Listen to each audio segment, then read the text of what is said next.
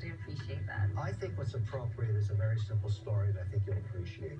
There's an island right off the coast of South Africa where the largest population of sardines exists. Seals love sardines. Hundreds of thousands of them sit on an island, just bare rock, nothing to eat. They look at the sardines. After about 7 days, they start to starve. But they know if they go in the water, the great white sharks will eat them alive.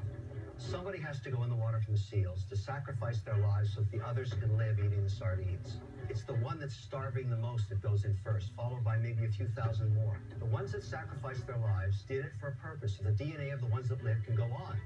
So, B, do you know who you are in this story? You're the first seal that goes in the water.